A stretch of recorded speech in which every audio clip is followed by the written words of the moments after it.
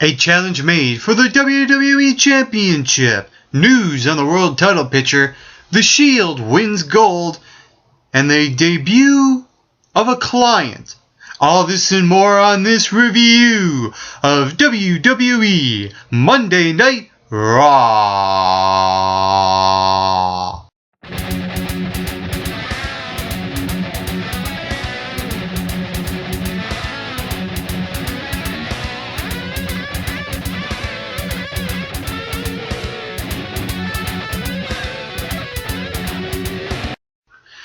Hey, what is going on, everyone? I'm so glad you took your time to spend with me right here today.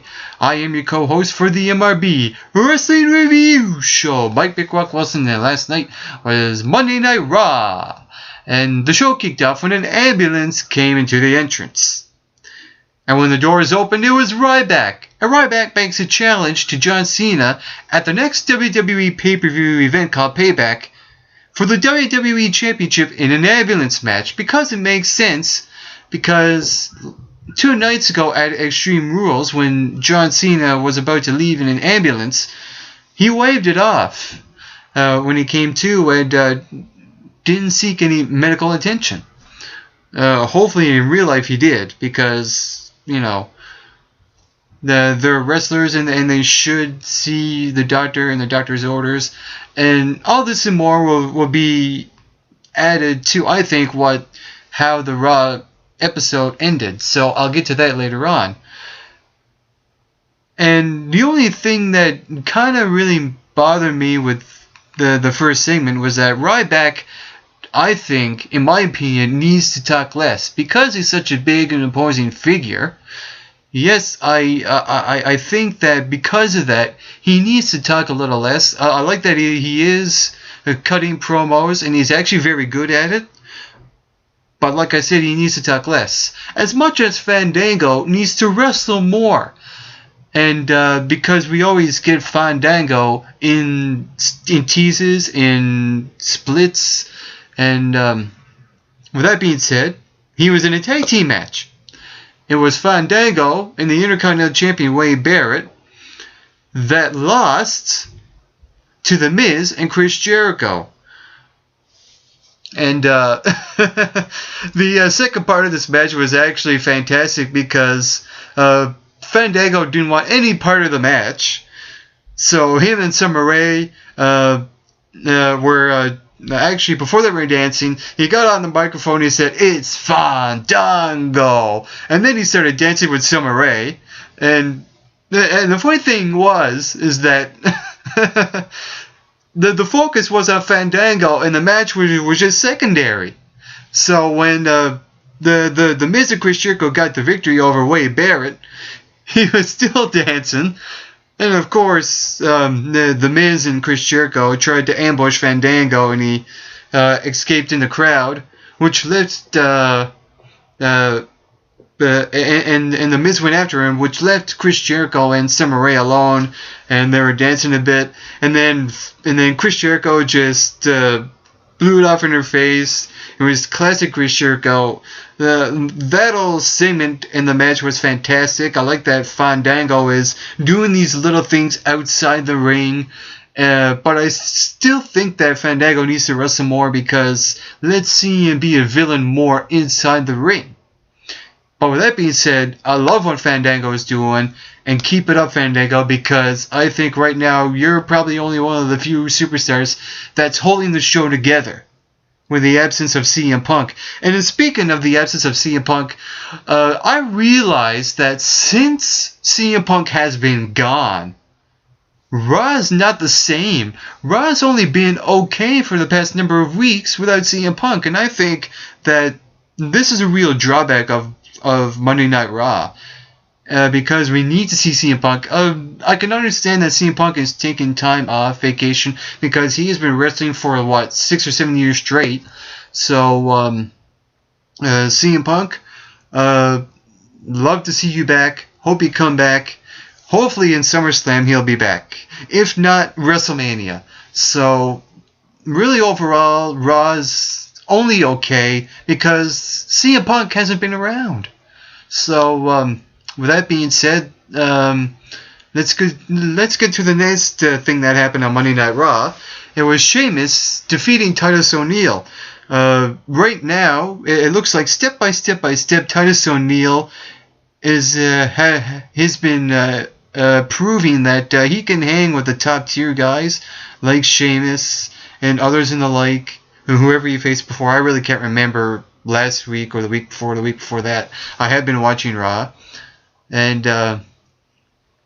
really this match all started when at the post show at Extreme Rules, when Titus ONeil had a few words to Sheamus, saying he's not a tough competitor, so Sheamus asked for the match, and I like that. The only thing I didn't like was Sheamus asked for the match. I'd like to see Titus ONeil ask for the match, because he wouldn't make more sense if Titus ONeil wanted to see how not tough Sheamus is by proving that Titus ONeil is better than him. So I think that Titus ONeil really should have asked for the match and not Sheamus. Also last night, Big E Langston defeated Alberto Del Rio. This is very interesting because right now Alberto Del Rio is the number one contender after defeating Jack Swagger in a night quit match to determine the number one contender for Dolph Ziggler's world title, which right now Dolph Ziggler is out with a concussion. I'll get to that later on. And it's also interesting because wouldn't that make Big E Langston the number one contender after defeating the number one contender? Hopefully now next week we'll have some answers in the mix of that little rivalry between Del Rio and Dolph Ziggler. So it really wouldn't bother me if Big E Langston was actually in the mix of the world title picture. I know it's a big the big what's the word I'm looking for? Big boot to the top for Big E. It could be a too soon thing. It's a little weird because I know Big E Langston is like playing the Dolph Ziggler in his absence, and I don't mind that. But I like to see some answers in how the world title picture is going to go for the next pay-per-view event. And after defeating the number one contender, you would think Big E Langston will be the number one contender. So I like to see where it goes from there. Also last night, AJ defeated AJ Lee. And I like that she's using this finisher, this submission hold, with the leg scissors on the head, and it's called the Black Widow. And I think right now AJ Lee is the only one in the Divas division on Raw or SmackDown holding the Divas division. And she's not even the Divas champ. And I think that AJ Lee should have the Divas championship. And I also think Paige, a diva on NXT, should be in the Divas title picture. I really don't understand the logic in that. Caitlyn as a champ, I don't know. Just get rid of the Divas championship design and make it better, please. And also last night, it was Cody Rhodes defeating Jack Swagger. I think that was just a match to fill in for like the extra 15 minutes of the show. There was really no need. The only need for that was that for Cody Rhodes to avenge his loss at the post show at Extreme Rules when he lost to the Miz. So that's the only thing that really came out of that. I mean, right now, here's Zack Ryder below. Here's Cody Rhodes. And here's the other top tier guys up here. I mean, Cody Rhodes right now is really, he really shouldn't face Zack Ryder. He really should be facing the likes of other mid-carders that are actually above Zack Ryder. And Zack Ryder's career, I don't know, is only going to go downhill. Things are just going to get worse. Release him now. Save the embarrassment. There's really no need. Come on, WWE. What's happening? Really. So, also last night, what I thought was the best match of the night. It was Kofi Kingston and Team Hell No. Now, before I get to their match, Daniel Bryan said backstage I look naked without the tag team titles. I absolutely agree. He actually does look naked. I think eventually Daniel Bryan and Kane will eventually get a rematch for the titles, but it also plants the seeds of their split. And with that being said, the three of them, Kofi, Daniel Bryan, and Kane, faced all three members of the Shield, the new United States Champion Dean Ambrose, and the new tag team champs Seth Rollins and Roman Reigns. Now, what I like about that match was that this was a full-fledged 30-minute match, 2 segments into one match.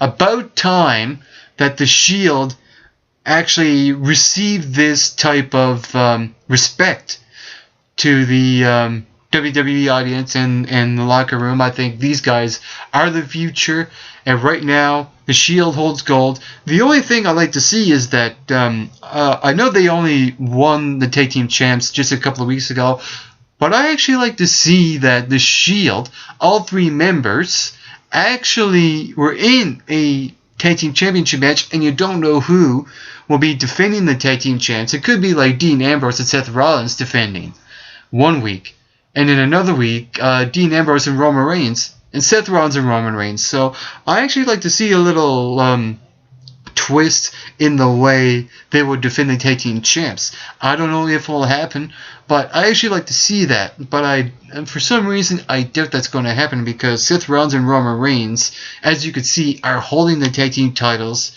and not Dean Ambrose. But I like that Dean Ambrose is a United States champ. I think if he defends the title more than others, I think he will actually bring real legitimacy. I think I just said that twice. And I think he will bring real legitimacy to the U.S. Championship match. And let's just see where it goes. I know he's got a title defense now on Friday Night SmackDown against Kofi. Kofi gets his rematch. And I think Dean Ambrose will retain. I like to see the Shield have these three pieces of gold for a few number of months, maybe until WrestleMania or Survivor Series, depending on the situation. So I'd like to see where it goes for the Shield. Also last night, in a poll, the Great Khali, R-Truth, and Randy Orton, one of them will face Jack Swagger. Ended up being Randy Orton. There was really no need for the poll because it was a landslide that Randy Orton that faced Jack Swagger last night. And what I like is that Randy Orton got the win, and I think Jack Swagger will avenge this loss somehow, some way. I think he will want to get revenge on Randy Orton, and I think the perfect way to do that is on Payback, because on the trailer Payback you see Randy Orton. So I like to see a rivalry form right now between Jack Swagger and Randy Orton, because after the loss from Alberto Del Rio at Extreme Rules, Jack Swagger needs to go somewhere and face a top tier guy, and I think they're on the right path right now with Jack Swagger facing Randy Orton, because Randy Orton is a top tier guy. I know a lot of people say that Randy Orton is boring and all this stuff, but I really don't think he is. I think he's a great wrestler. He is really fluid in the ring, and I actually like the way he conveys himself in the ring. I think they should keep him that way for a while, maybe a heel turn in a few months. But I think that Randy Orton is at a good place right now, and so is Jack Swagger, so I like to see where this goes. I hope this rivalry continues between Orton and Jack Swagger. And the revealing of Paul Heyman's third client. Oh, WWE, what have you done? Because I think the way the debut was done was absolutely horrible, and I'll tell you why. This is a rant, and I'm going to give it to you, WWE. You'll see my voice when you see this YouTube clip. Anyway, it was Paul Heyman. He got in the ring. He introduced Michael McGillicuddy, which we revealed his new name to be Curtis Axel. It was like a bone chill when I heard his name. I like that right now. His name is Curtis Axel. They changed his old name to a new name. Love it. I loved everything about that introduction. However, the way it was done, I didn't like, because wouldn't be more fitting if the last segment of WWE Raw was the revealing of Paul Heyman's third client? I think that's the way it should have been done. But with that being said, when he introduced the newest client, Curtis Axel, Triple H came out, and then all of a sudden, it was all about Triple H and Paul Heyman. The rivalry between those two, and not the debut of Curtis Axel. He was kind of being the third wheel for a moment in the second part of that segment. And so it was like Triple H kind of pushed him aside a bit. It was really all about Heyman and Triple H, and Curtis Axel was a third wheel. And during their final match, this is what really got me. The way it ended was Triple H really acting a little off. He had to sit down, pour water on him. He wanted to go back in the ring. He was feeling his head. It was like it was like he had a concussion from the steel cage match after Brock Lesnar hit him with his own sledgehammer and then F5'd him a couple of times. So it's like I think what's going on is that there's a theme going on here. I don't mind there's a theme going on that I think they're going to use Dolph Ziggler's concussion as an example. They're going to use John Cena's wavering the ambulance. And in earlier, before the match even happened, Triple H refused the doctor's orders because the doctor told him not to go in this match because you have a concussion. You can't go out there. Triple H refused the doctor's orders, said, go look for a new place of line of work. If you don't want me to go out, I'll go out anyway. So Triple H refused the doctor's orders. He went out, he had a match, and it cost him. I like there's a theme going on here because when you refuse the doctor's orders and you go out to a match, you're not going to be 100%. I get that, I understand that, and the way it ended was a little off because it was at the expense of a debut of Curtis Axel. And I think that was a horrible way to end Monday Night Raw. I think the way it really should have been was what I said earlier. Paul Heyman reveals his new client in the final segment. I think when Triple H and Paul Heyman were bickering, should have been the last segment on Raw, and then Curtis Axel comes out and attacks Triple H. I think that's what should have happened. And then the week after that, the segment you saw when Paul Heyman introduced Curtis Axel should have been the second thing, because it will make the audience leave wanting for more. Having him come out and attack Triple H, and then the following week, you see the same segment that you saw on Monday Night Raw. So I think the way Curtis Axel debuted was really off. I really didn't like it. And also the way the show ended, I really didn't like. So it was a lose-lose situation as Raw closed off last night. And that was my review for Monday Night Raw. I'm your co-host, Mike Big Rock Wilson, signing out. Get plenty of rest. And always do your best.